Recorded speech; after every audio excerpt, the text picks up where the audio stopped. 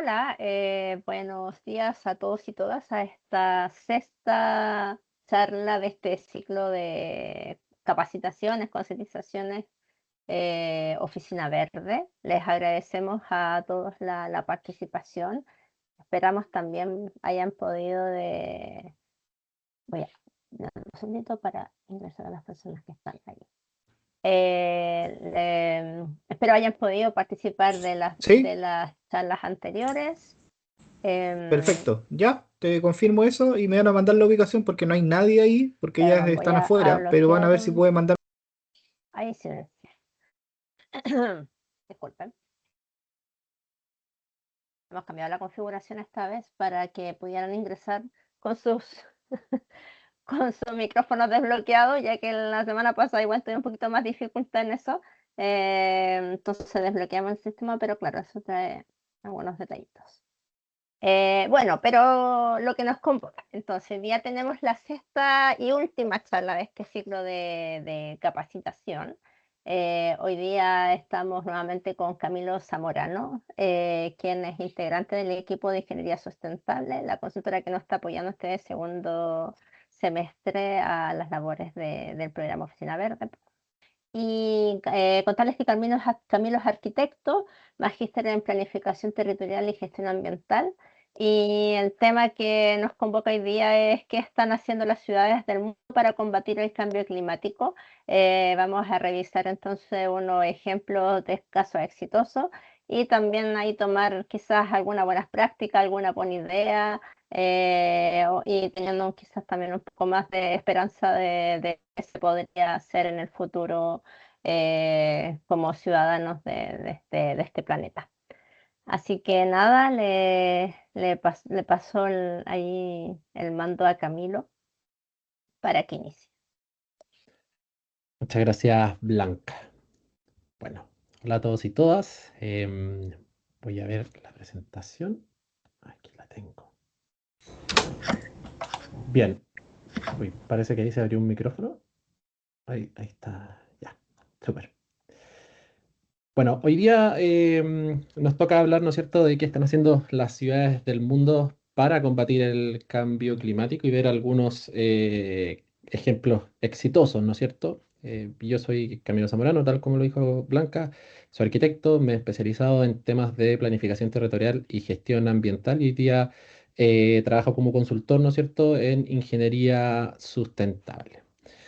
Para comentarles un poco, para armar el contenido de esta presentación fue como un desafío, ¿no? Porque creo que hay demasiadas cosas que inciden en temáticas de la ciudad, de la planificación territorial, etcétera, y el cambio climático. Entonces, si bien intenté agregar la mayor cantidad de cosas también desde una perspectiva más amplia de la cual podamos reflexionar y podamos sacar aprendizajes quizás no tan técnicos ni legislativos, pero sí más cercanos a la experiencia desde una perspectiva más humana, que yo creo que eso es como un aspecto bien interesante y relevante al momento de que nos enfrentamos a también estas charlas, porque también es un espacio en el que ustedes se separan un poco de su trabajo y le dan el espacio a poder escuchar, ¿no es cierto?, qué es lo que nosotros aquí venimos a presentar.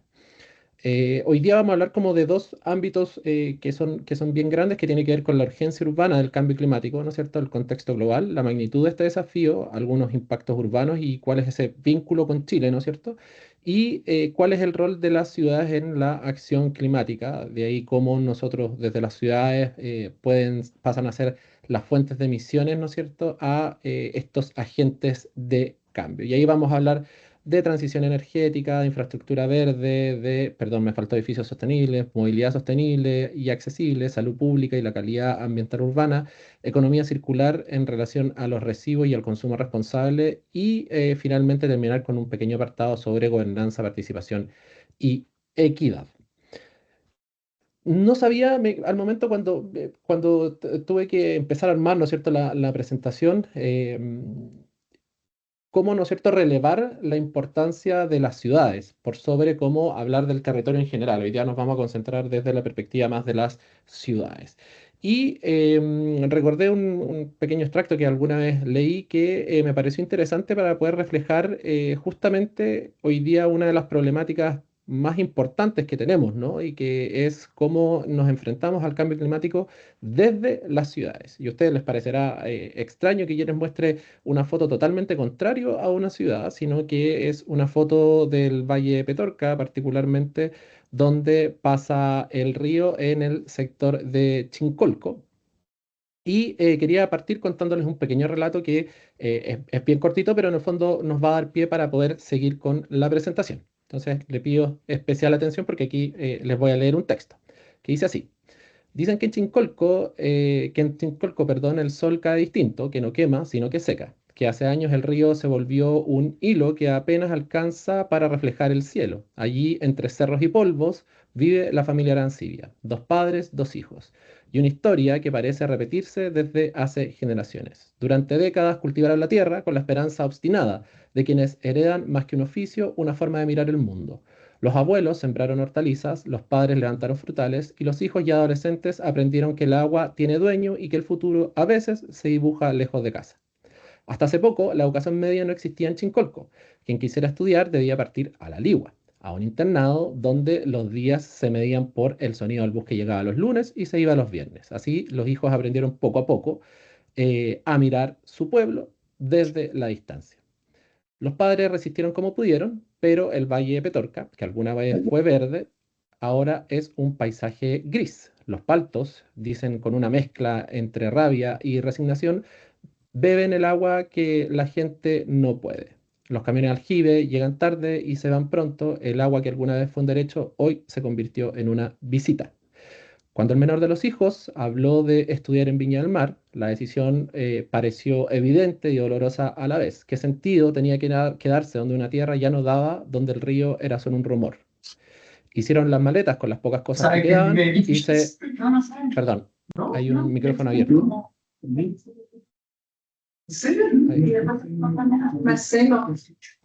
Ahí, ahí está. Ahí sí. Entonces, dice así, ¿qué sentido tenía quedarse donde la tierra ya no daba, donde el río era solo un rumor? Hicieron las maletas con las pocas cosas que les quedaban y se fueron, como tantos otros antes. Ellos dejaron atrás 3 generaciones de agricultores y un valle que alguna vez los sostuvo.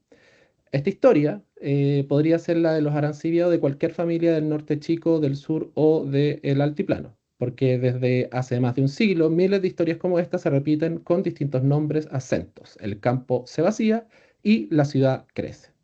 Y las ciudades, esas que prometen oportunidades, deben aprender a recibir, a integrar, a ofrecer no solo trabajo, sino vida, porque detrás de cada migración hay una decisión silenciosa, un río que se secó, un hijo que quiso estudiar, entre otros. Al final, la historia de Chincolco no solo es la de una familia que se va, es la historia de un país que se mueve y que busca echar raíces otra vez. Con este breve texto quiero partir indicando la importancia de por qué hoy día nosotros estamos estudiando tanto las ciudades, ¿no es cierto? Y por qué es un factor relevante contra el cambio climático. Nosotros sabemos que la migración campo-ciudad comenzó hace ya bastante tiempo y la tendencia del número de personas viviendo en áreas urbanas por sobre las áreas rurales va cada vez en aumento, mientras que la tendencia en áreas rurales en algún minuto fue a la alta, pero hoy ya se mantiene y en muchos, muchos, muchos casos va disminuyendo cada vez más y así los pueblos van desapareciendo. Otro gráfico que muestra esto es el porcentaje de personas viviendo en áreas urbanas desde 1960 hacia el 2024, ¿no es cierto? Podemos ver cómo el gráfico ahí muestra en Chile que ha ido aumentando, al igual que muchos otros países, que la población urbana aumenta y aumenta cada vez más. Ahí es importante destacar que a escala mundial las zonas urbanas son responsables de alrededor del 70% de las emisiones de gases de efecto invernadero, un dato no menor. Y con eso podríamos ya empezar a destacar o empezar a concluir dos, creo, como frases o dos aseveraciones que son bien decisivas, ¿no es cierto? Primero, que las ciudades albergan a más de la mitad ya de la población al día de hoy y se proyecta que el 70% de las personas viva en ellas para el 2050. El 70% de las personas viviremos en entornos urbanos hacia el 2050. Por ende, los entornos urbanos son los epicentros predominantes de la emisión de estos gases de efecto invernadero a escala global. Con esto yo solo puedo concluir una cosa, ¿no es cierto? Que la lucha contra el cambio climático se va a ganar o se va a perder en las ciudades. Por eso creo que hoy día es relevante poder conversar sobre esto, ver qué ejemplos se están haciendo y cómo nosotros podemos ir trabajando a través de experiencias, ¿no es cierto?, internacionales, pero también haciendo un pequeño anclaje con lo que se está haciendo en Chile, que me parece relevante poner también en discusión. Las ciudades concentran los problemas del cambio climático, pero también concentran las soluciones. Y eso es súper importante poder destacarlo desde una perspectiva más positiva, no desde lo catastrófico que puede ser que el 70% vivamos en ciudades o en entornos urbanos, sino que también demos la posibilidad de que este es el lugar donde tienen que ocurrir esas soluciones. El cambio climático no se trata solo una cuestión como del carbono, de lo que hemos hablado constantemente cuando hacemos la referencia al cambio climático, sino que es el calor de un barrio que no tiene sombra, es el agua que a veces no llega, es el transporte que contamina o es la vivienda, es la casa que efectivamente no protege. Por eso creo que como punto de partida nosotros debiésemos entender que cada decisión urbana, al momento en que se crea una calle, que se planta un árbol, que se genera un nuevo edificio, es y hay una decisión climática por detrás que es importante tener en consideración.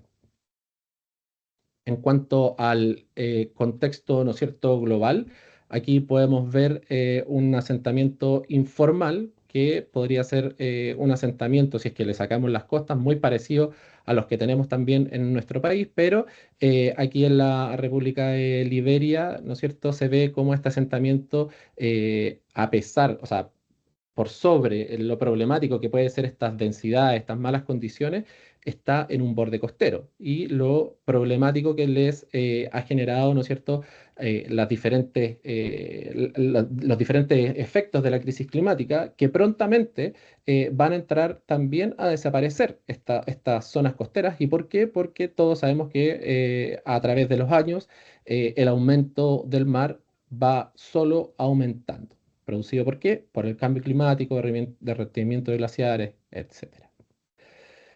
Aquí quise poner dos fotos como ejemplo. En la izquierda podemos ver a unas mujeres caminando, ¿cierto?, por las calles de Dhaka en Bangladesh. Podría entenderse como un entorno urbano también o una especie de campamento o asentamiento precario. Y por otro lado vemos una carretera derrumbada, ¿no es cierto?, en Malawi por un paso de un ciclón, ¿no es cierto?, del año 2023. Ustedes se preguntarán, bueno, pero Camilo, es un contexto global y eso está muy lejos de lo que es Chile, ¿no es cierto? Y yo les diría que no tanto, porque si es que nosotros hacemos la reflexión más allá de la imagen como tal, los campamentos en Santiago de Chile y a lo largo de Chile también representan una problemática que es de esta índole, ¿no? Como lo que sucede en Bangladesh o en Malawi. Y lo mismo te hemos representado nosotros en Reñaca con estos diferentes socavones que hemos tenido por hacer construcciones en sistemas dunares, o sea, en dunas. Y eso genera un problema, ¿no es cierto?, bastante grande desde la perspectiva de la planificación. En cuanto como a lo que vamos a ver, me interesó poder, yo sé que hay muchísimos temas en cuanto a las ciudades y cuál podría ser su rol dentro de esta acción climática, pero creo que me parecen interesantes estos seis para poder discutir, para poder reflexionar, ¿no es cierto?, que tiene que ver con la transición energética urbana, los edificios sostenibles, la infraestructura verde o azul y la resiliencia urbana, movilidad sostenible y accesible, salud pública y la calidad ambiental urbana, economía circular, residuos y consumo responsable y finalmente la gobernanza, la participación y equidad. Les pongo esta primera imagen para hablar sobre la transición energética. Hay un libro que me leí hace no tanto tiempo, que era uno de Bill Gates, que decía cómo evitar, ¿no es cierto?, el desastre climático. Y él comentaba en el libro que durante, ¿no es cierto?, gran parte de nuestra historia de la humanidad, nuestras principales fuentes de energía han sido nuestros propios músculos o los animales que realizaban tareas como tirar el arado y las plantas que íbamos quemando. los combustibles fósiles no representaban ni siquiera la mitad, ¿no es cierto?, del consumo energético mundial hasta finales de la década de 1890. En China, su uso se generalizó hasta finales de la década de 1960 y hay zonas en Asia y en África subsahariana todavía donde esta transición no se ha producido. Aquí podemos ver el gráfico muestra varias fuentes de energía, ¿no es cierto?, a lo largo de 60 años. Entre 1840 y 1900, el carbón pasó de constituir el 5% de la producción de la energía mundial a casi el 50%, y en cambio, en los 60 años que se medían entre 1930 y 1990, el gas solamente llegó a un 20%. Em, Ahí lo relevante de este gráfico es que las transiciones energéticas a la base no son procesos rápidos y no son procesos que dependan de un solo elemento. En algún momento, como el carbón, ¿no es cierto?, hubo una necesidad económica y hubo un impulso económico que aportó a que el carbón se implementara de manera tan rápida y porque fue también uno de los primeras fuentes de energía. Lo mismo o algo similar con el petróleo y con el gas natural, que a diferencia de los otros dos, ¿no es cierto? También está reforzado por, si bien un incentivo económico, un fuerte incentivo político y acuerdos internacionales. Creo que eso es súper importante como para poder entenderlo, que la transición energética no se resuelve de un día para otro, sino que son procesos que más bien llevan tiempo, pero que son súper importantes tenerlo claro, más en estas épocas, ¿no?, donde el tiempo es un factor sumamente relevante para poder avanzar contra la crisis climática. Un ejemplo en Chile que me pareció bien interesante en cuanto a la edificación, es un proyecto que hoy día está en Santiago que responde, ¿no es cierto?, a la problemática de que hoy día los edificios, viviendas, oficinas, hospitales y comercios son responsables de casi el 40% del consumo energético urbano. Y este es el primer edificio net cero en Chile. ¿Ya? Net cero significa que es el balance, ¿no es cierto?, entre la energía que consume la vivienda y la energía limpia que genera, y así alcanza una neutralidad en sus emisiones, que tiene una certificación alta en eficiencia energética, confort térmico, tiene un diseño pasivo, envolvente térmica de alto rendimiento, control solar, ventilaciones mecánicas con recuperaciones de calor, tiene una generación renovable in situ a través de sistemas fotovoltaicos que cubren la demanda anual de la electricidad, y es una gestión integral del ciclo de vida a partir de la reducción de las emisiones de construcción, operación y también el mantenimiento. Esto es relevante porque nosotros debiésemos avanzar hacia una infraestructura edificada bajo carbono. Es una de las formas más directas de poder mitigar el cambio climático desde el nivel local. En cuanto a la movilidad sostenible y accesible, me tocó hace varios años ya poder visitar a mi hermano cuando estudiaba en Londres y acompañé a mis papás que los fuimos a ver. Y en un día de mañana que salimos a turistear, digamos, nos subimos a estos buses, estos típicos buses de dos pisos, donde al parecer era la hora peak. Y me llamó la atención un factor que es súper relevante, que tiene que ver con que había mucha gente de terno, mucha gente oficinista, que se notaba que iban a trabajar a sectores más acomodados, que ocupaban el bus.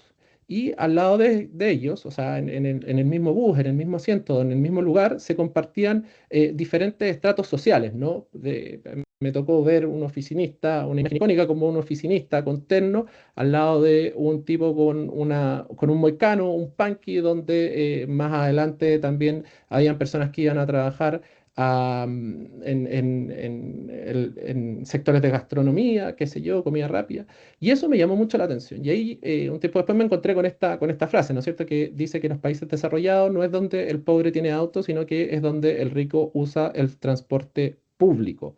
Aquí inciden demasiadas variables que no se resuelven por sí solas, y que en Chile, en el contexto nacional, también hay variables que inciden en esto, pero creo que como reflexión es interesante poder decir que el objetivo final, ¿no es cierto?, del éxito económico no tiene que ver con poder adquirir un auto, sino que está en poder observar, ¿no es cierto?, otras dinámicas como, por ejemplo, usar el transporte público. Esta es una imagen clásica, ¿no es cierto?, que yo creo que varios de acá la pueden haber visto, es la ampliación de la carretera interestatal, ¿no es cierto?, que queda en Los Ángeles y que se realizó, se terminó el año 2023, que pasó de 14, o sea, de 10 a 14 vías, que tuvo una inversión de 1.400 millones de dólares. Y ahí, como yo les decía, se implementaron 4 carriles más, ¿no es cierto? De todas maneras, la experiencia dice que añadir nuevos carriles a las autopistas para solucionar la congestión vehicular es como soltar el cinturón para curar la obesidad. Y eso lo escribió en 1955 un urbanista llamado Lewis Mumford, para explicar, ¿no es cierto?, la curiosa paradoja de que el aumento de carriles en una carretera atrae el mayor número de vehículos y por tanto no alivia, ¿no es cierto?, los atochamientos, sino que mantiene e incluso aumenta a medio plazo. Aquí, si observamos las dos imágenes, podemos ver formas opuestas de entender la ciudad. A la izquierda vemos Johannesburgo, en un suburbio, ¿no es cierto?, y que se expande con baja densidad, con grandes distancias y un uso intensivo del auto. Un modelo que incrementa, ¿no es cierto?, las emisiones, el consumo del suelo y la fragmentación social, por otro lado, tanto para arriba como para abajo. Mientras que a la derecha vemos a Barcelona, ¿no es cierto? Una vista aérea que muestra una ciudad compacta, diversa y cercana, donde la mezcla de usos y la eficiencia con la movilidad reducen significativamente, ¿no es cierto?, la huella de carbono. Esta es una comparación que nos invita de nuevo a reflexionar sobre cómo la forma urbana, más allá de su estética, es una herramienta poderosa para enfrentar el cambio climático. Una ciudad densa, bien planificada y conectada puede ser una de las estrategias que resulte ser más efectivas de mitigación y adaptación. Un referente mundial conocido en términos de movilidad y en términos de bicicleta, ¿no es cierto?, es Copenhague, en Dinamarca, que mantiene unas proporciones más altas de desplazamientos diarios, con alrededor del 30% al 40% de todos los viajes urbanos realizados por este medio y ya más de 400 kilómetros de ciclovía. Entendamos el contexto también. Yo con esto no quiero decir que esto haya que hacerlo en todas las ciudades del mundo, que todos debiesen andar en bicicleta, ni nada, pero sí creo que es relevante recalcar cómo hay ciertas lógicas en torno a la movilidad que han sido trascendentales para el desarrollo de ciertas ciudades, ¿no es cierto? Aquí ellos también, aparte de la bicicleta, tienen sus autobuses y los trenes que son eléctricos, tienen un sistema bien integrado, muy eficiente, tienen una restricción muy alta para los automóviles y también van apoyando siempre la rápida electrificación del parque vehicular. Y ya para este año 2025 se espera que el 75% de todos los desplazamientos se hagan en formas sostenibles. Algunos elementos que me parece importante destacar para que esto suceda, ahí las fotos se las pongo también en blanco y negro, de que ellos ya andaban en bicicleta hace mucho, mucho tiempo, ¿no es cierto?, cerca del 1900, y ya estaban arriba de la bici de forma masiva, pero creo que algo que incide tiene que ver con la planificación urbana, que está centrada en el peatón y en el ciclista, como objeto, ¿no es cierto?, principal de estudio y a quién tenemos que entregarle, ¿no es cierto?, todas las facilidades para el habitar. El desarrollo de infraestructura segura y extensa para los modos sostenibles, creo que es relevante también para todos quienes hemos andado en bicicleta, y esa infraestructura segura, lo relevante que se transforma al momento de la experiencia del andar en bicicleta. Integración efectiva en diferentes medios de transporte, ¿no es cierto? Poder combinar los diferentes medios, fuerte incentivo económico y regulaciones para desincentivar el uso del automóvil privado. Y finalmente, algo que yo creo que es parte de nuestros tiempos también, es el uso de tecnologías de digitalización y la gestión inteligente del tráfico. Aquí, como elemento importante a destacar, creo también, es que la participación ciudadana y el compromiso político, que es a largo plazo, también han sido súper importantes para sostener estas políticas ambiciosas de movilidad limpia y equitativa. Pasando a la temática de la infraestructura verde o azul y su resiliencia urbana, me parece que la infraestructura, ¿no es cierto?, comprende redes que son planificadas a través de sus espacios naturales, vegetaciones, cuerpos de agua, ¿no es cierto?, y que están diseñados para gestionar de forma sostenible, ¿no es cierto?, el agua, así reducir riesgos climáticos y fortalecer la resiliencia urbana. Ahí se integran soluciones basadas en la naturaleza o los sistemas de drenaje urbano sostenible como elementos de solución, ¿no es cierto?, como a grandes rasgos. Pueden haber muchos otros, pero eso creo yo que son bien relevantes a destacar. ¿Cómo contribuye esto a la adaptación y mitigación del cambio climático? Básicamente porque tiene una regulación térmica urbana, porque tiene una infiltración y retiene agua, porque mejora la biodiversidad, así se crean hábitats urbanos y corredores verdes. Hay una captura y un almacenamiento de carbono en los suelos, los árboles, humedales urbanos y la recuperación de ecosistemas urbanos que han sido degradados por el paso del tiempo. ¿Cómo se ve y cómo se observa esto? Aquí les puse un plano, perdón, los centralistas, si es que hay gente de región, pero era información que tenía más a la mano y más fresca para mí de lo que recordaba, ¿no? En estas dos imágenes muestran con claridad cómo la estructura urbana también define el clima que vivimos dentro de la ciudad. A la izquierda vemos el calor concentrado en comunas del sector poniente y sur de la ciudad, y que en contraposición, ¿no es cierto?, se puede ver cómo el índice de vegetación está presente en las zonas más orientes de la capital, ¿no es cierto? Entonces, quienes tienen menos acceso a vegetación y espacios públicos, al final también son los que sufren más altas temperaturas en verano. Esta comparación nos hace recordar que enfrentar el cambio climático no solo requiere también de reducir las emisiones, sino que también de poder rediseñar las ciudades y que sean más verdes, más equitativas y que sea para todos y todas. Hay una regla bien interesante que me pareció importante destacar porque también ustedes quizás la van a poder observar y la van a poder hacer suya después de esta charla, que es un reportaje del país, si mal no lo recuerdo, que es la regla del 3, 30 y 300, ¿no es cierto? Que dice que es un enfoque que sugiere que para mejorar la vitalidad urbana se cumplan estas condiciones. Primero, que cada persona vea 3 árboles desde su ventana. Eso como se cumple o no se cumple.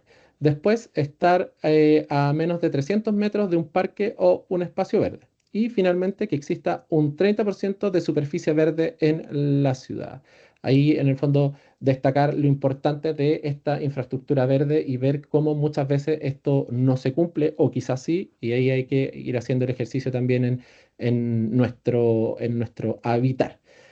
A mano derecha puse una foto, ¿no es cierto?, que es de Portland, en Estados Unidos, que es un movimiento que se llama DPAVE, que ha retirado ya cerca de 33.000 metros cuadrados de asfalto, ¿no es cierto?, desde el 2008, y ahí han convertido patios escolares, estacionamientos, terrenos urbanos, todos en jardines, en bosques urbanos y zonas permeables. Ahí yo también como los llamo a recordar, ¿no es cierto?, cuando uno camina por una calle que está totalmente pavimentada, donde hay edificios, donde es muy denso y el calor se concentra por sobre en comparación a una calle donde hay menos porcentaje de pavimentación, donde hay más vegetación, donde hay más árboles, como la comparación entre esas dos calles significa un cambio de temperatura relevante en especiales épocas extremas, ¿no es cierto?, de verano. Esto como un acto de volver un poco a lo de antes por esta sobrepavimentación, esta sobreconstrucción que nos ha generado hoy día problemas bien complejos.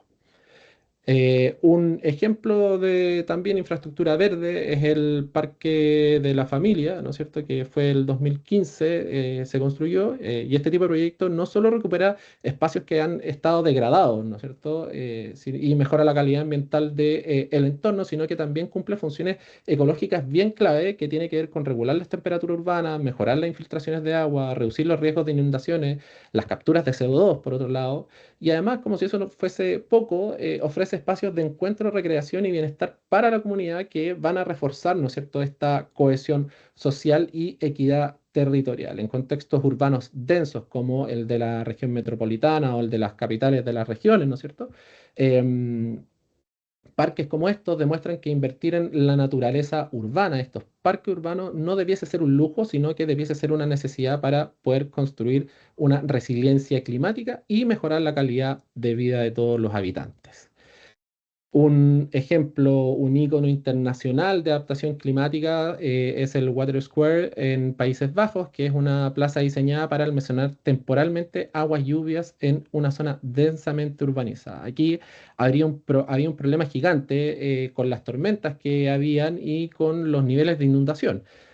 Y por otro lado, había la opción de generar una nueva plaza, ¿no es cierto? Un espacio público. ¿Y qué dijeron? Bueno, hagamos las dos, cumplamos los dos elementos. ¿Y cómo lo hicieron? A través de una plaza, ¿no es cierto?, que combina la infraestructura hidráulica con el espacio público. En días secos funciona como una plaza, como una cancha, área recreativa, y en días de lluvia como un depósito pluvial. Ahí emplea sistemas urbanos, ¿no es cierto?, visibles y educativos, zanjas, canales, superficies permeables que muestran cómo la ciudad van gestionando el agua, se hacen cargo del problema y le dan una solución. Ahí el proyecto de ecodiseño con la comunidad, las escuelas integrado a las funciones sociales, paisajísticas y técnicas son clave para que estos proyectos tengan éxito.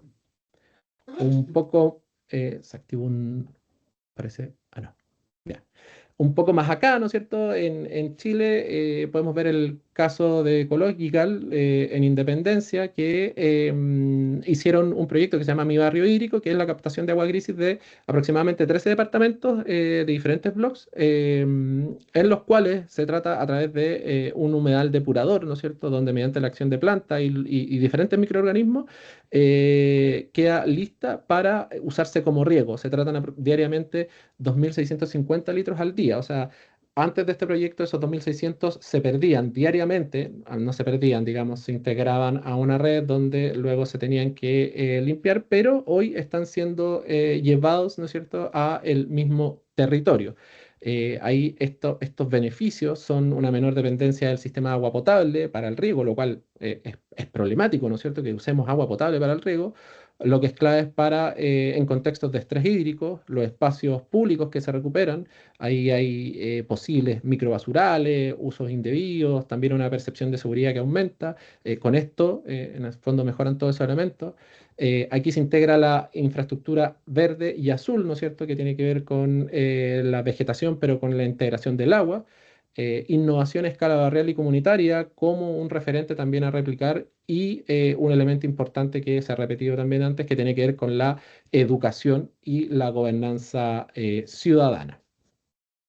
En cuanto a la salud pública y la calidad ambiental, este esquema nos recuerda que la salud no solo depende de los hospitales y de los médicos, sino que también en el territorio que vivimos, desde el ámbito de la planificación urbana y territorial, hay factores territoriales, perdón, como los recursos, los usos de suelo, la configuración urbana, redes de transporte y movilidad, áreas verdes, cuerpos de agua, espacios y espacios públicos abiertos, que inciden directamente en la salud pública a través de la protección de los daños, contaminación atmosférica y acústica, la promoción de la salud para la actividad física diaria, el acceso a alimentos y la inclusión, y la prestación de servicios, instalaciones y servicios locales que sean accesibles. Esto incide directamente, ¿no es cierto?, en tres elementos que son clave, que tiene que ver con la salud física, pero también con la salud mental y con la equidad en torno a la salud.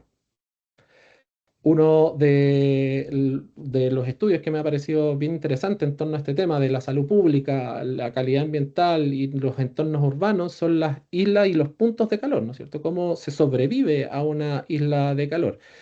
Aquí se puede ver un plano de la región metropolitana que se hizo este estudio, que son zonas de la ciudad que son cada vez más numerosas, ¿no es cierto? Y que se originan a partir de factores como el exceso de cemento, la concentración de edificaciones y la falta principalmente de áreas verdes.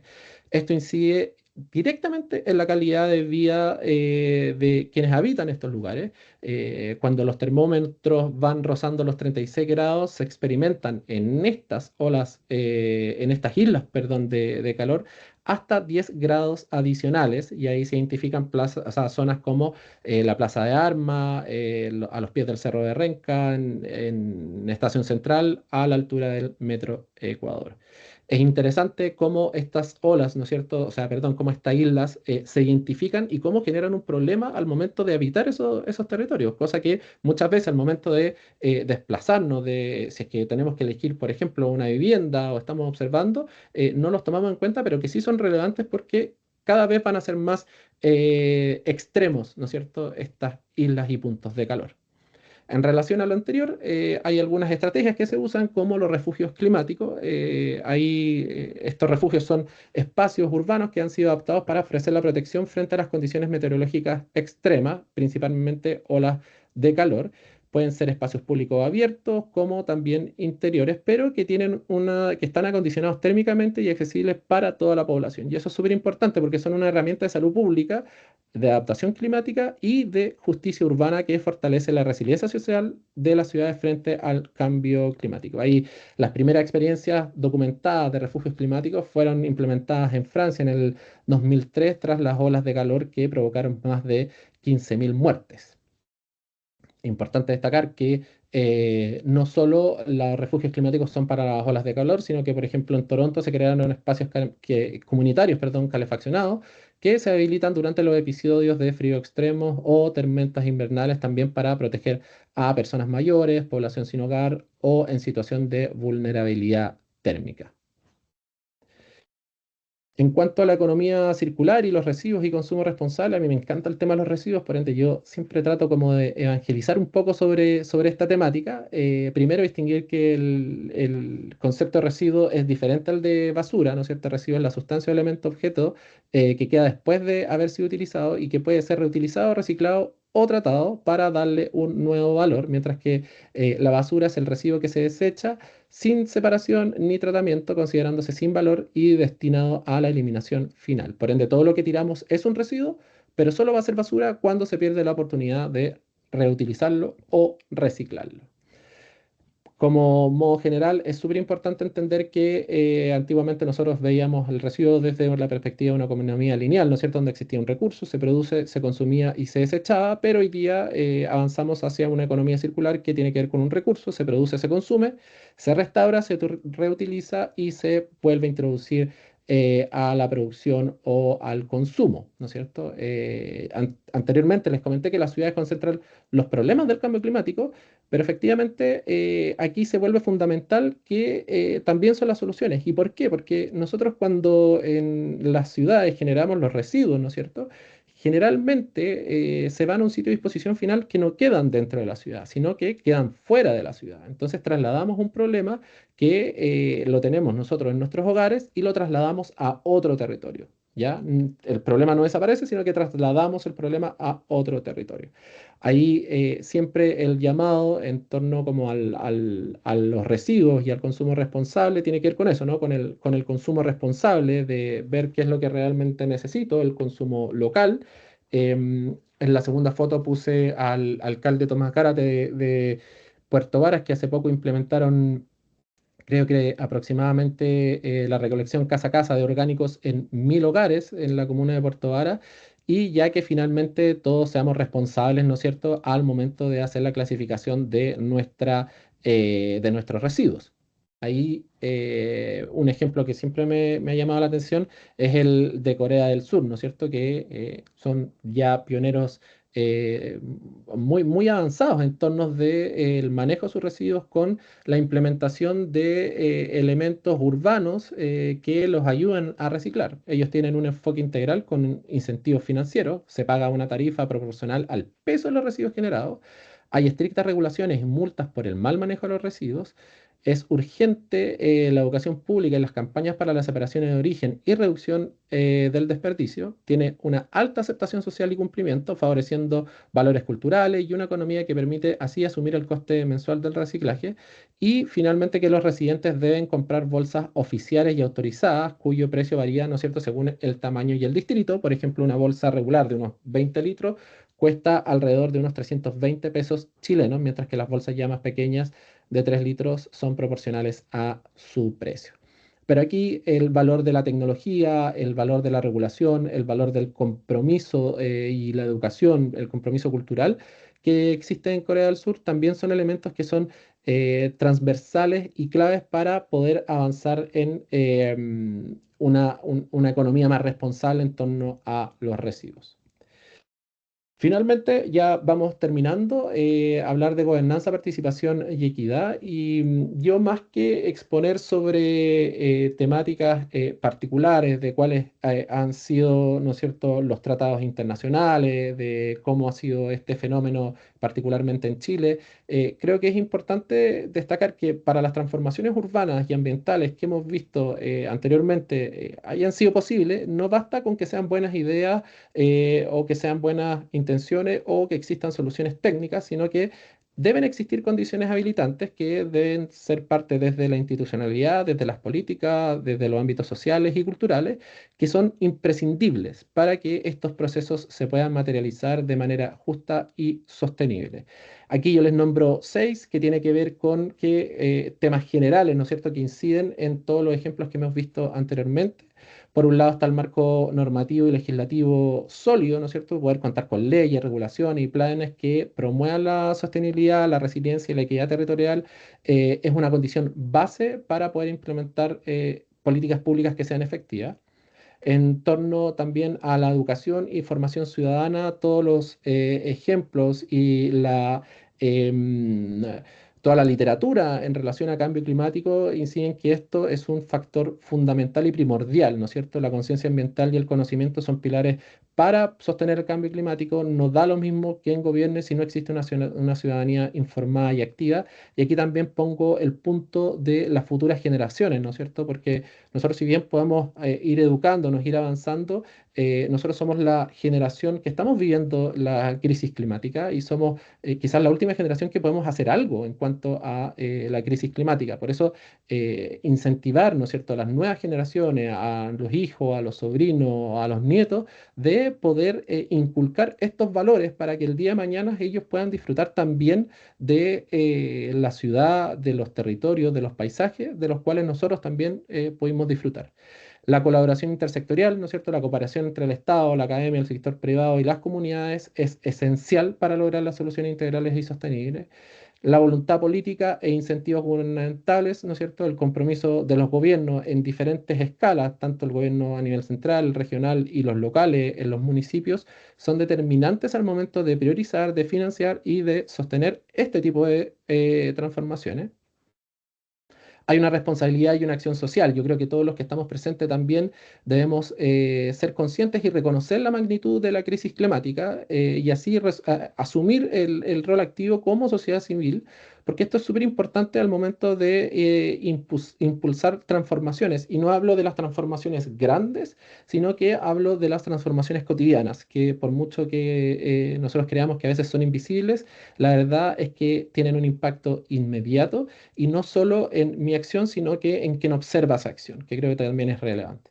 Y finalmente, yo que soy ahí fan del Ministerio de Medio Ambiente, creo que el rol estratégico, ¿no es cierto?, y relevar la importancia y la relevancia que hoy día tiene el Ministerio de Medio Ambiente es fundamental a través de su liderazgo, las capacidades articuladoras, ¿no es cierto?, para poder conducir, coordinar y así dar coherencia a las políticas del cambio climático y a los compromisos ambientales también que ha asumido Chile a lo largo de los diferentes años. Ya para finalizar, me quedo con algunas reflexiones, ¿no es cierto? Las ciudades hoy son el escenario donde se juega buena parte del futuro del planeta. En ellas se concentran los desafíos del cambio climático, pero creo que también se concentran las mayores oportunidades para poder transformarnos. Y ahí creo relevante que cada decisión sobre cómo construimos, cómo nos movemos, cómo habitamos, tiene sí un impacto real sobre el clima y sobre las personas, que muchas veces es invisible, que creemos que no está, que no los vemos, pero está sucediendo. El cambio climático no es solo un problema ambiental, sino que es un desafío urbano, social y cultural también. Y por eso es que hay más que preguntarnos quizás qué pueden hacer las ciudades, deberíamos plantearnos o partir desde la pregunta qué tipo de ciudad queremos construir. Y yo creo que eso de ahí en más nos va a generar una óptica de cómo habitamos, de cómo observamos la ciudad desde diferentes perspectivas. Porque una ciudad más verde, más justa y más humana es también una ciudad más preparada para el futuro. Muchas gracias.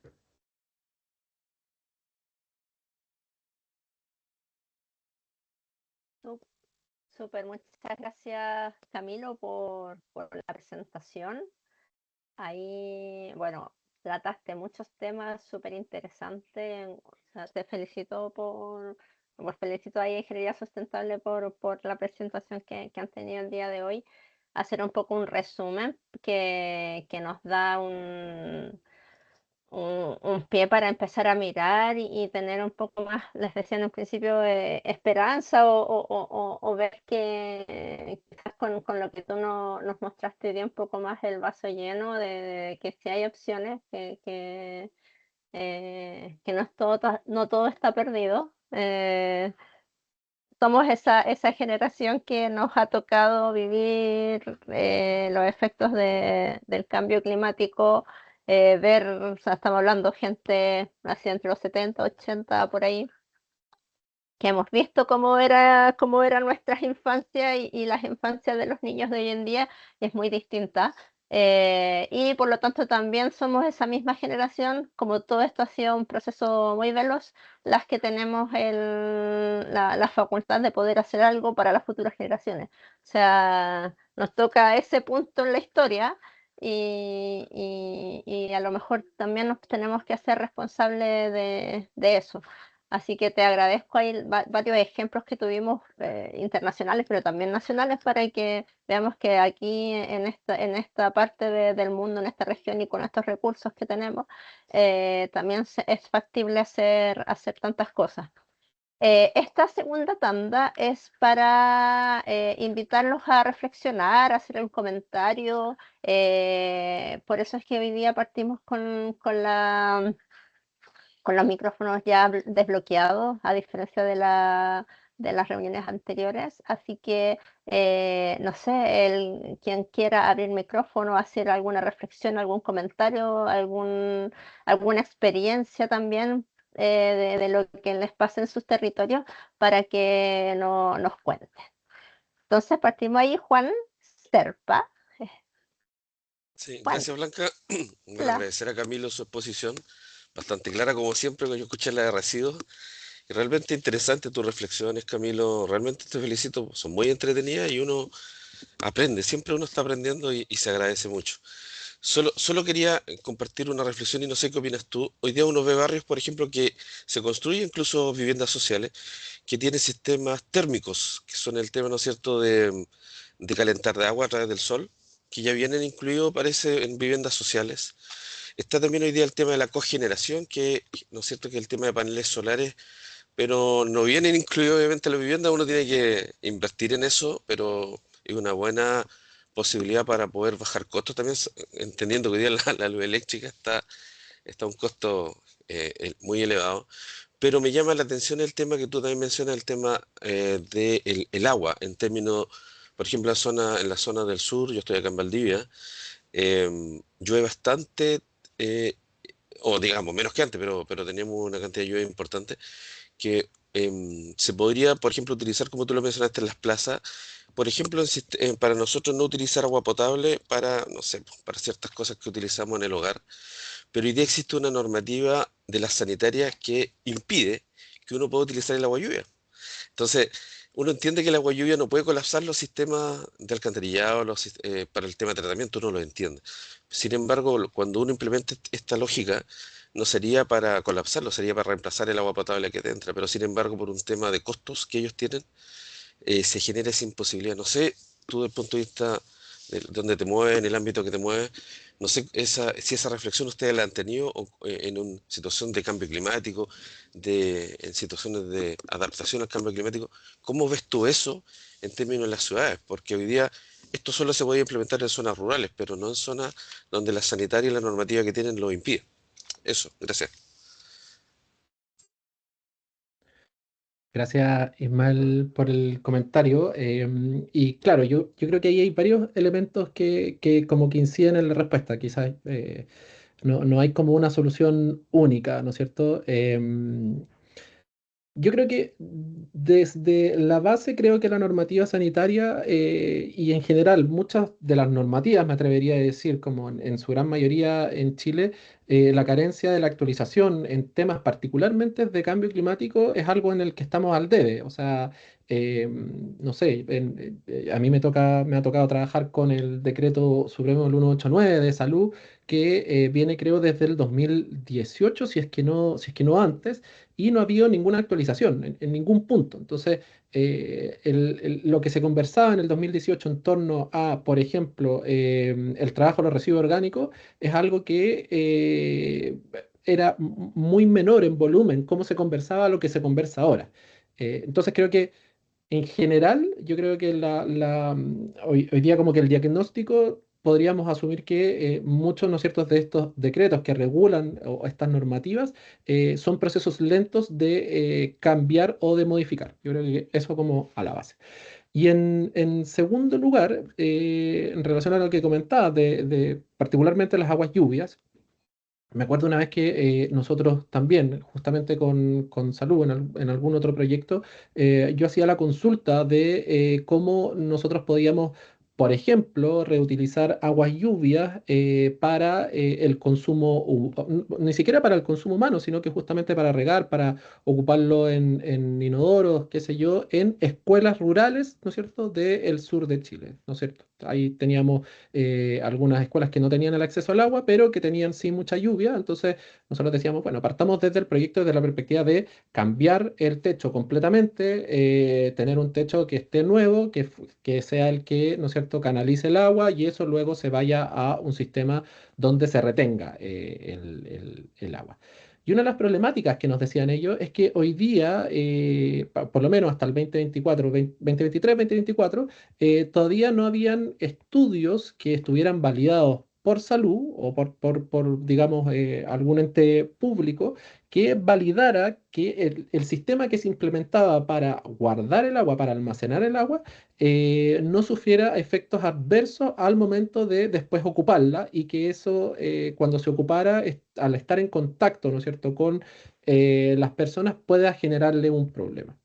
¿No es cierto? Sabemos que hay casos internacionales donde esto se hace y se repite muchas veces, pero normativamente ellos no tenían la consistencia académica para poder dar luz verde a esto. Yo actualmente, te soy sincero, no sé cómo irá en términos de la norma, pero creo que, no sé si les pasa, pero cuando yo prendo la ducha y espero que el agua se caliente un poco y veo cómo esa agua, en el fondo, no es que se esté desperdiciando, porque incluso hay algunos creen que esa agua por llegar al mar se desperdicia, pero eso es no saber, ¿no es cierto?, del ciclo natural del agua, pero cómo esa agua potable se está yendo por las alcantarillas, que es un agua sana, me genera un dolor de guata. Y me ha tocado también estar en casas donde el calefón está a muchos, muchos metros y se demora mucho más tiempo en calentar el agua, y yo ahí veo un problema, como que no nos estamos haciendo cargo y no lo estamos solucionando. Ahí yo en mi familia implementé, ¿no es cierto?, un tarrito para poner ahí al lado de la ducha para que esa agua después se utilice para poder regar las plantas, qué sé yo. Pero sí creo que, así como Ecological, que era el ejemplo que mostraba yo antes, creo que hay que seguir avanzando en esa lógica y creo que la reutilización de aguas grises, más en sectores de estrés hídrico como Petorca o la quinta región al interior, pueden ser una solución bastante viable para que no sigamos desplazando a la gente de sus lugares donde han vivido toda la vida. Yo creo que ese es un problema grande y que peor aún es que no estamos hoy día dando como respuesta sustancial a la ciudad en la que lo estamos recibiendo. Una ciudad muy degradada, con no solo socialmente, económicamente hablando, sino que lo que yo les mostraba en estos mapas, ¿no? Como en sectores más periféricos de la ciudad, en el sector más poniente, en el sector más norte, más sur, perdón, de la capital, hace más calor y hay menos accesibilidad a áreas verdes. Entonces, hay como una serie de elementos que creo que yo que inciden en que hoy día tengamos que avanzar de manera más urgente en estas temáticas, y yo estoy súper de acuerdo que ahí nos queda mucho por hacer y avanzar de nuevo más rápido en estos cambios en legislaciones que nos permitan implementar estas nuevas infraestructuras. Súper, muchas gracias. O sea, Súper, muchas gracias ahí a Juan Serpa. Bueno, contarles que Juan es él es de la Seremi de los Ríos y es el encargado de educación ambiental en la Seremía.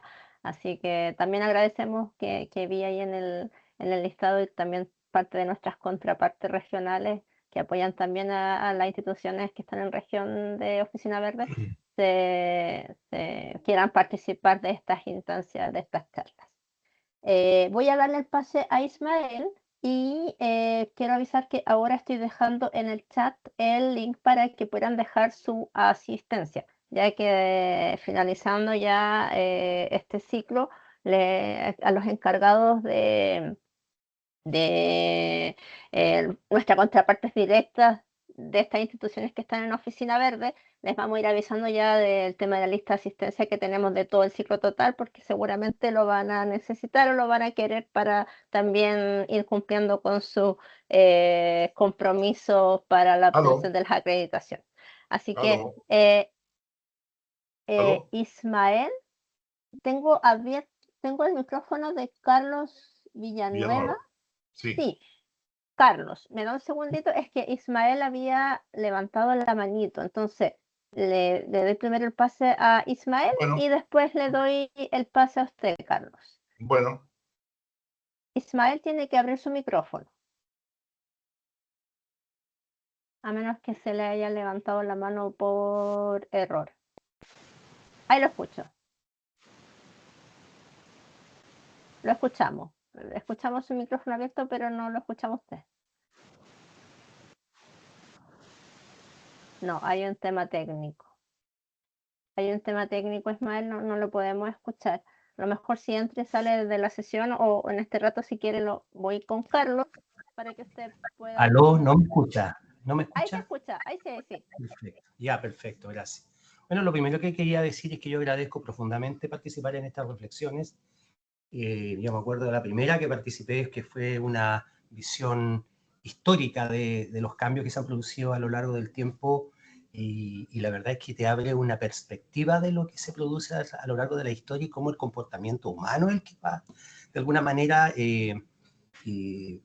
determinando cómo se va, bueno, tiene una relación directa el vínculo que genera el hombre con la naturaleza, digamos. ¿Ah? Cómo vemos, cómo percibimos el medio ambiente, cómo percibimos la naturaleza, cómo percibimos nuestro vínculo con la Tierra, con el planeta Tierra, ¿cierto?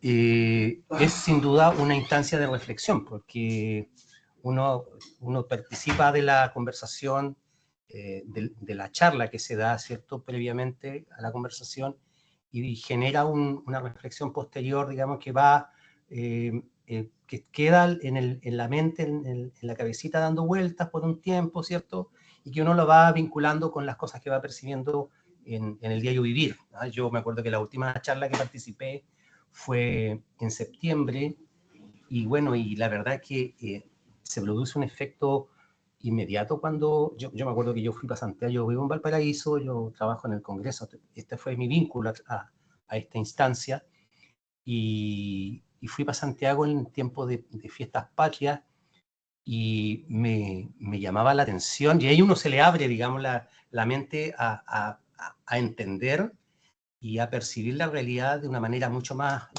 concreta. Y me refiero a que me bajé del bus en Pajarito y Santiago era una nube de olor asado, digamos. ¿Ah?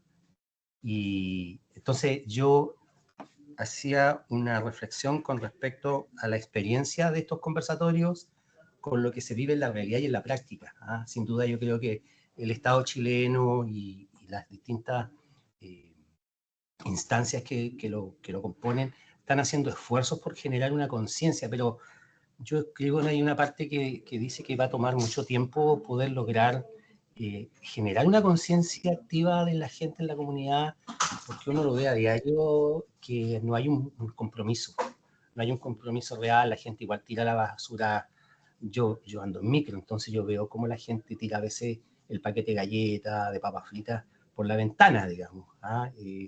No hay un respeto ni un cariño por la ciudad. Y también hay paradigmas, o sea, hoy día la gente percibe la realidad como una cosa, lo vincula con una cosa productiva, o sea, en la medida que la actividad sea productiva es válida, digamos. ¿Ah? La gente cuestiona la incorporación del tren al sistema público de transporte o los buses con cosas que son, dicen, a veces la gente dice, es que no, eso no es rentable, no va a funcionar porque no es rentable. Entonces la gente valora y valida incorporaciones que se hacen al diario vivir en términos de que sea o no sea rentable. Entonces, por ejemplo, yo mencionaba lo que la gente, cuando la gente celebra el 18 de septiembre haciendo un asado, todo el mundo, donde uno quiera que vaya, va a haber un asado en una casa, en una familia, celebrando las fiestas patrias, y eso todo tiene toda una implicancia hacia atrás. O sea, no solamente el asado y el humo que sale del asado, sino que es la industria ganadera, ¿cierto? Que sabemos que produce contaminación y una contaminación seria, digamos. Está también la gente, los malls, digamos, que la gente compra, los malls están siempre llenos, digamos, y la industria de la ropa también produce mucha contaminación y consume mucha agua también. Entonces, a mí, yo no hago una pregunta, yo no quiero hacer una pregunta, sino quiero compartir lo que a veces me produce cierto pesimismo, ¿cierto? La verdad que me produce cierto pesimismo, sentimientos compartidos, digamos, el participar en esta instancia para mí me produce satisfacción. Qué bueno que haya una posibilidad de compartir y de poder transmitir sensaciones. Pero también salgo de mi oficina o de mi casa y veo que lo que está pasando, digamos, en la realidad y en la práctica. Y cuando menciono el tema cultural es porque, por ejemplo, esa frase que se exponía, que el país desarrollado no es donde el pobre tiene auto, sino donde el rico usa el transporte público. Aquí también tenemos un tema con eso, porque hace un par de días atrás, cuando alguien importante en la vida política del país se expresa de otro como un atorrante, independientemente de la tendencia política, es una visión de la realidad, es una visión del otro. Entonces, siento que hay una suerte de clasismo instalado donde el rico quiere hacer prevalecer su condición de rico, digamos. Entonces, ese rico no va a querer compartir en nuestro país, por lo menos, en nuestro país subdesarrollado, el sistema público con los rotos. Entonces, eso va a generar una situación social que va a promover que el rico no use bicicleta o que no use el sistema público, digamos. Y ahí, en todos esos aspectos, es donde yo veo que no hay un compromiso de la sociedad chilena hoy día. Va a tener que pasar mucho tiempo para que la gente internalice el compromiso. Quiero insistir, quiero volver, la visión mía es pesimista en términos efectivos, digamos, pero sí valoro y voy a seguir participando de esta instancia porque a mí me hacen sentido, porque a mí me hace reflexionar y sin duda que uno puede dar un aporte, un granito de arena en los espacios que uno se congrega, digamos, con los demás. Muchas gracias por la instancia y por la palabra, ¿no? Súper, muchas gracias Ismael por su reflexión y también por esa visión que tiene, o sea, esta visión desde Valparaíso y llegando acá a Santiago, lo que se vive uno que está en Santiago de repente normaliza tantas cosas que claro, no vemos hasta que estamos fuera o desde un tercero cómo estamos viviendo. Le dejaron un mensaje en el chat, Ismael. Está Cintia Mora, que ella es del Museo de Historia Natural. Y ahí al escuchar que usted está en el Congreso, ahí para que hagan ahí a lo mejor alguna vinculación. Igual, creo que le voy a dar la palabra a Carlos, pero igual voy a invitar a Cintia, que a lo mejor nos puede contar algo, porque el Museo de Historia Natural es un refugio climático, por si acaso, ya que está en la región de Valparaíso, de los refugios que hablaba ahí, que contaba los ejemplos de Camilo en Canadá. Bueno, tenemos ejemplos súper cercanos acá al ladito, entonces ahí sí Cintia se motiva, nos puede contar un poquito. Le voy a dar la palabra entonces a Carlos Villanueva. Y muchas gracias, Ismael, por su reflexión. Hola Camilo y Blanca, buenas tardes. Oye, para mí ha sido un gusto estar en esta charla, porque no es la primera vez. y quiero hacer una pregunta. Yo vivo en un sector de la Florida, ¿ya? Donde en mi barrio hay como 35 casas de una antigüedad de 50 años más o menos, donde todos los techos son de asbesto, ¿ya? El asbesto ya no se fabrica, hay que reemplazar. Pero yo sé que no sé qué ministerio está haciendo las gestiones para poder cambiar esos techos que ya no se usan, que son contaminantes 100%, y que incluso los bomberos cambiaron sus uniformes también de trabajo porque también contenía asbesto, y el asbesto lleva cáncer, ¿ya? Entonces, la pregunta mía, ¿cuál sería la posibilidad o a qué lugar acercarme para yo hacer las gestiones para ese cambio de los techos de las viviendas que yo sé que no hay 50 ni 30, hay mucho más en la Florida, porque es un barrio viejo. Entonces, ahora se está tomando conciencia sobre eso y me gustaría saber si hay una respuesta o dónde dirigirme con respecto a eso. ¿Ya? Lo demás está todo bien. Muchas gracias por su ayuda hacia nosotros porque nos hace abrir los espacios, qué sé yo, y comentar también la familia, los nietos y los hijos. ¿Ya? Muchas gracias, muy amable. Súper, muchas gracias, Carlos. No sé si Camilo ahí tiene alguna información. Sí, yo lo primero que se me viene a la cabeza es primero contactar al municipio. Trabajo en conjunto con el municipio. Yo creo que ahí con la Seremi de Salud, quienes debiesen, ¿no es cierto?, hacer todo el trabajo, porque sabemos lo complicado que es el asbesto y también lo peligroso que es también el retirar el asbesto. También es compleja, ¿no es cierto?, esa situación. Y tengo entendido que también desde el MIMBU hay diferentes programas, ¿no es cierto?, que hacen el retiro, ¿no es cierto?, del asbesto, que hacen el recambio de techumbres de asbesto. Ahí recuerdo el 3PF, que es uno de los programas, y el de 219. Puede que los nombres hayan modificado, pero yo sé que existen programas que el MIMBU implementa para poder sacar justamente esos techos en viviendas que son antiguas. Pero yo todo lo encauzaría a través del municipio porque creo que con ellos ahí uno puede trabajar de manera más directa. No sé si Blanca ahí va a complementar.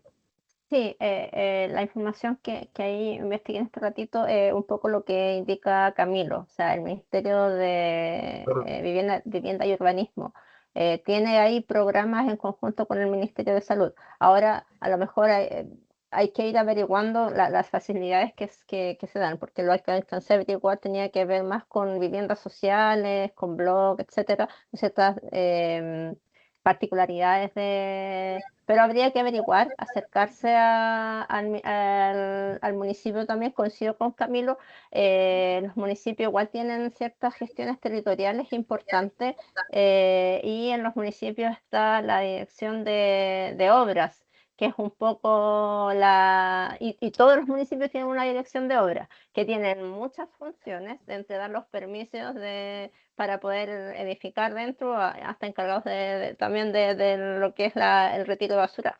Muchas funciones pueden tener esa dirección.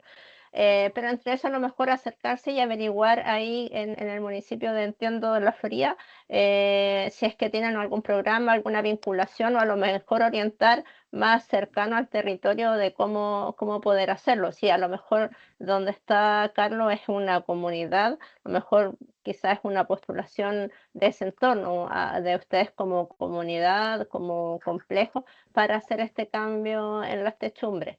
Eso como para orientar un poco a Carlos desde lo que podemos. No somos expertos en esa área, pero por lo menos a lo mejor ahí tiene opciones para poder averiguar ahí en el municipio. Ya, muchas gracias, muy amable. Súper.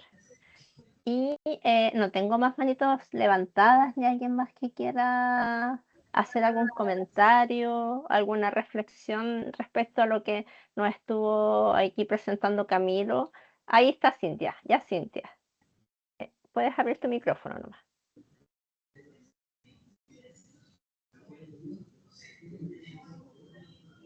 No te escuchamos. O sea, veo tu micrófono abierto, pero no te escucho.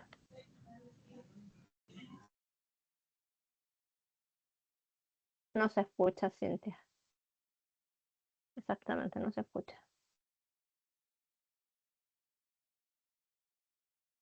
A ver. A lo mejor si quieres dejar un texto, Cintia, por mientras, pero contarles un poco que el museo no se escucha nada, no te escuchamos nada, pero ahora cerraste el micrófono. Ahí lo abriste de nuevo. Intenta hablar a ver si algo escuchamos. Yo no escucho nada. No, nada. Puchis.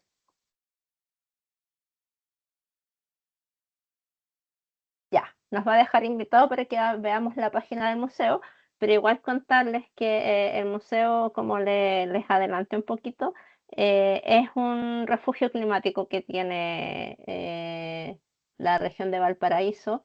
Y el museo igual ha hecho varias cosas. Me tocó visitarlo hace no tanto en el primer semestre, porque ellos estaban lanzando sus memorias dentro de todas las cosas que hacen. Por ejemplo, que también tienen una estación meteorológica. Tienen varias iniciativas que están desarrollando en pos de lo que es el cambio climático, de tener esta visión, de tener un poco quizás lo que indicaba Ismael, de acercar y educar, y a lo mejor poner un punto en las nuevas generaciones y también en esta generación que venimos a lo mejor con ciertas cosas y hábitos que hay que ir cambiando. Acá tenemos un ejemplo de que sí hay instituciones que lo están haciendo. Y bueno, claro, ellos son un punto, un refugio climático, porque justamente por las condiciones donde están, tienen menos temperatura, o está más fresco los días de calor. También, no sé, es como que está la facilidad de, no sé, yo voy con mi botella de agua, puedo entrar, recargar mi botella de agua en el museo y ocupar esa instalación para algo tan simple, pero de repente cuando estamos en la calle es algo muy necesario.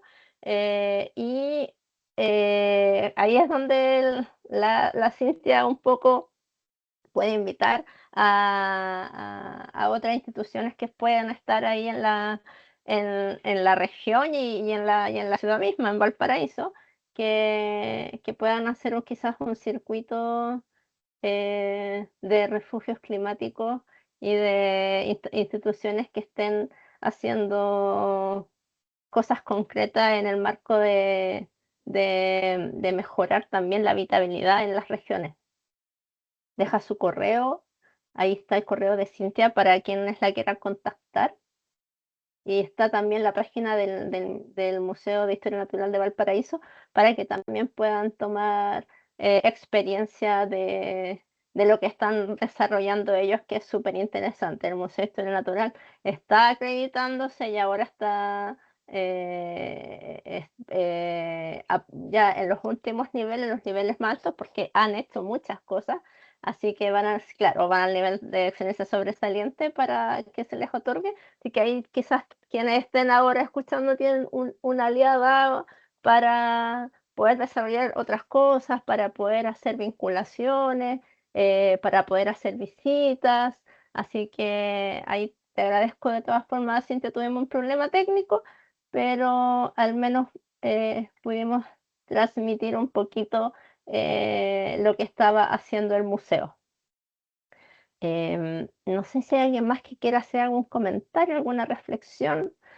Estamos finalizando este ciclo 2026 de estas charlas de capacitación, talleres de concientización para la colaboradores, trabajadores de las instituciones que están en el programa Oficina Verde. Pasamos ahí, como indicaba Ismael, desde las primeras charlas que eran más filosóficas, entre medios súper técnicas, para conocer cómo funcionaba un humedal urbano que servía para utilizar aguas grises. La semana pasada estuvimos hablando sobre qué era la biodiversidad, que también nos acercaba y que hace mucho sentido con lo que hablábamos, que Camilo nos contaba en esta charla de lo importante que es esto de acercarnos a la naturaleza, y esto del 3, 30 y 300, que ahí me lo grabé, al tiro me empecé a observar si algo de eso se cumple, por lo menos, no sé, ver 3 árboles desde mi ventana, y lo logré. Pero claro, vivo en un espacio que yo me doy cuenta que vivo en Ñuñoa, y acá esas cosas son un privilegio. Entonces, también a lo mejor en las donde estamos, un poco de la reflexión y de ver dónde falta, o cómo disfrutamos quizás de entornos naturales que tienen nuestras ciudades, que a lo mejor no están al lado, pero es que a lo mejor es bueno ir ahí para un poco descansar y descargar quizás el estrés de las ciudades, y ver un poco. Eso fue lo que nos quedó un poco de la charla de la semana pasada de biodiversidad, y cómo acercarnos a la biodiversidad urbana que hoy día existe y que nos estamos topando día a día, pero a lo mejor en esta locura del día a diario se nos olvida, no nos damos cuenta nomás, pues estamos un poco enceguecidos. Así que agradecerle a Camilo por su presentación, al equipo de Ingeniería Sustentable, ahí Alejandra Bravo, que está también por ahí, que estuvo detrás también de la organización de este ciclo 2025, con todas las exposiciones que tuvimos, y ha sido, esperamos, un ciclo entretenido, exitoso, y con espacios para haber reflexionado, y para quizás también algunos generar ciertos trabajos futuros que surgieran de lo que estuvimos conversando en estos meses. Así que les agradecemos, Camilo, y no sé si quieres dar unas palabras ya para finalizar. Muchas gracias por todos los comentarios. Yo creo que particularmente los espacios como de reflexión, ¿no es cierto? Y donde podemos encontrarnos, hablar sobre estas temáticas, yo creo que efectivamente dan un poco de esperanza de seguir para adelante, ¿no? Yo creo que ahí todos y todas somos responsables de este futuro, del cambio climático y de lo que pasa en nuestros entornos, ya sean urbanos o rurales. Y la relevancia está en justamente eso, como poder hacernos cargo, ¿no? No mirar para el lado, sino que poder hacernos cargo de este problema, y de cómo desde cada uno de nuestros espacios podemos aportar un grano de arena. Así que yo muy agradecido de poder participar en estas instancias, y también ahí de nuevo agradecer al ministerio, porque creo que han sido buenas las exposiciones, en las cuales también he estado presente, y qué es lo que se ha podido hacer también después de la exposición, que tiene que ver con justamente esto, poder reflexionar y hablar, y ahí sumar un poquito de esperanza en todo lo que viene.